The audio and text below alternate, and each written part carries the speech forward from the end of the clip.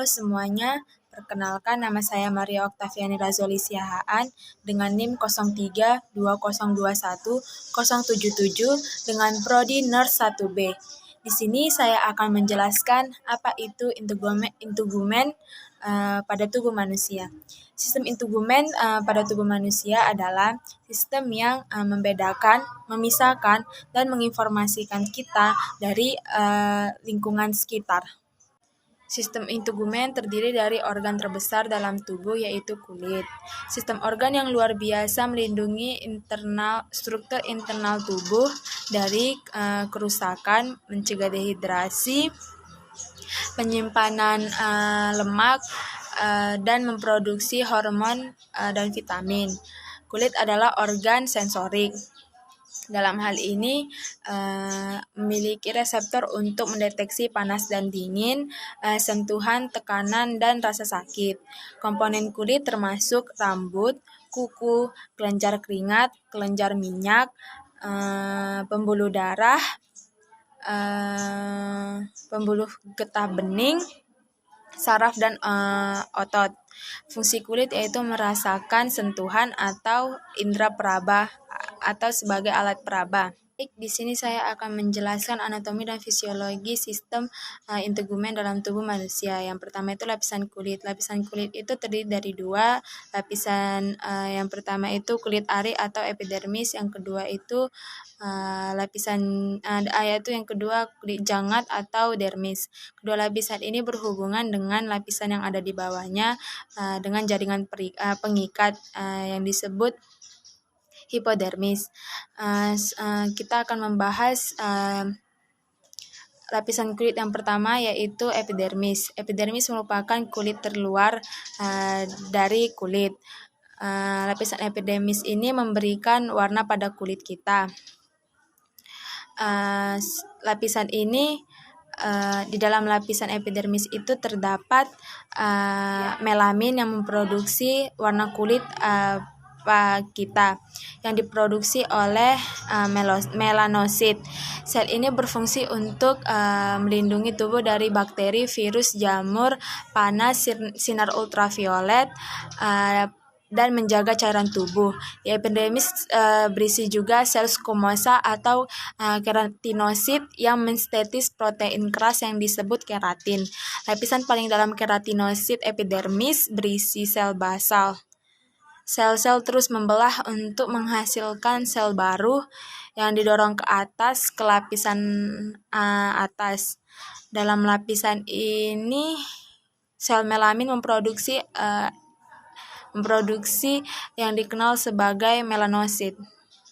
Melanin adalah pigmen yang membantu melindungi kulit dari radiasi matahari berbahaya ultraviolet dengan memberi warna coklat.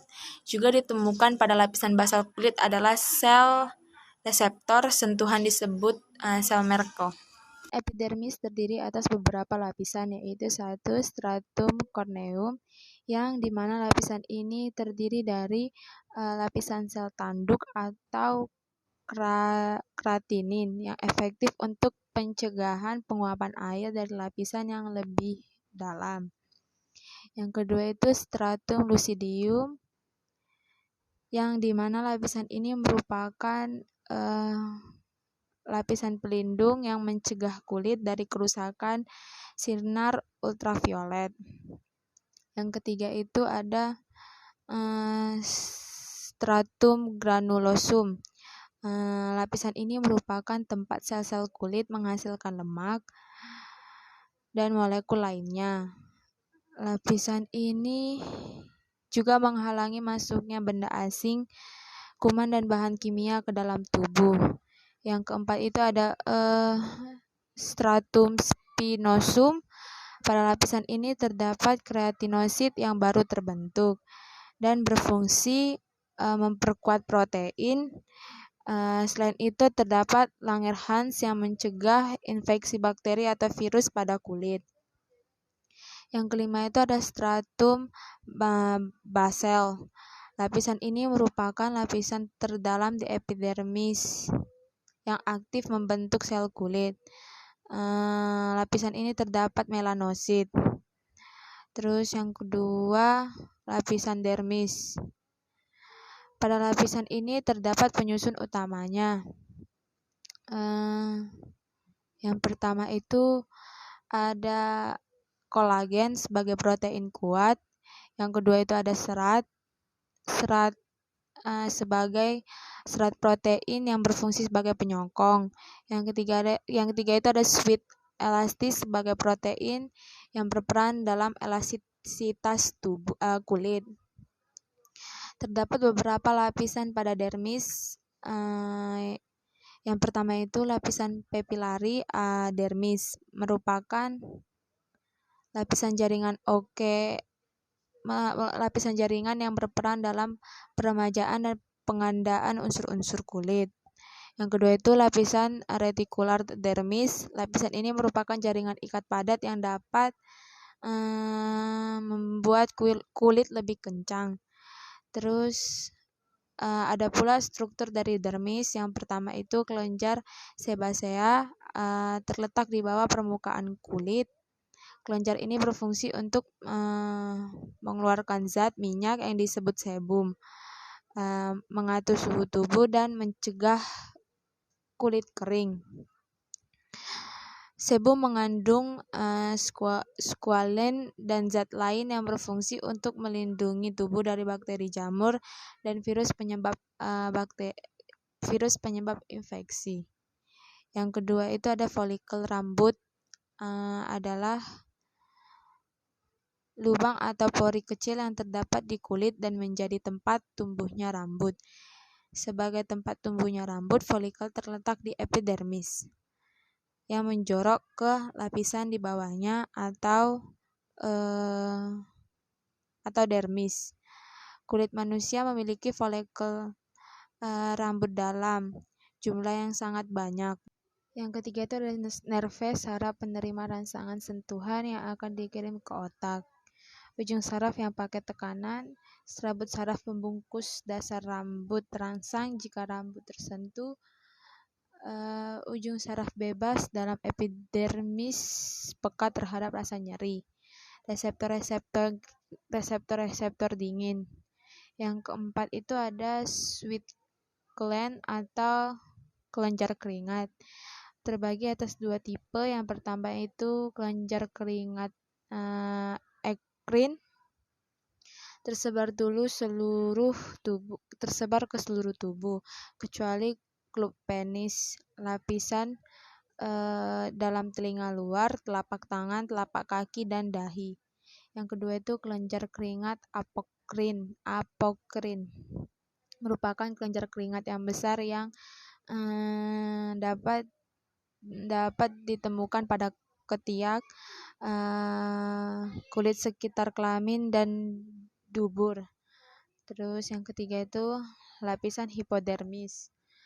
Hipodermis ini merupakan lapisan bawah kulit atau fascia superficialis yang terdiri dari jaringan pengikat longgar dan bagian yang orange kekuningan merupakan lobus lemak yang merata pada hipodermis hingga membentuk bantalan lemak. Dalam lapisan hipodermis ini terdapat pembuluh vena dan arteri, saraf yang berjalan sejajar dengan permukaan kulit di bawah dermis. Terus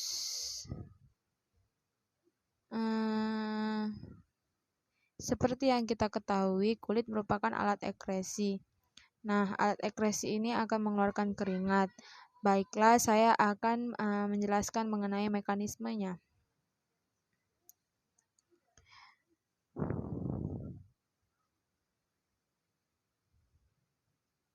Yang pertama itu saat suhu tubuh tinggi atau berada pada lingkungan yang panas, kulit akan menerima impuls dan mengakibatkan pembuluh darah melebar.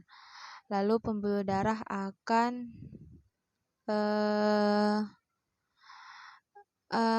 memberi respon hipotalamus bahwa suhu tubuh sedang panas. Lalu proses pengeluaran keringat diatur oleh hipotalamus yang terdapat pada otak.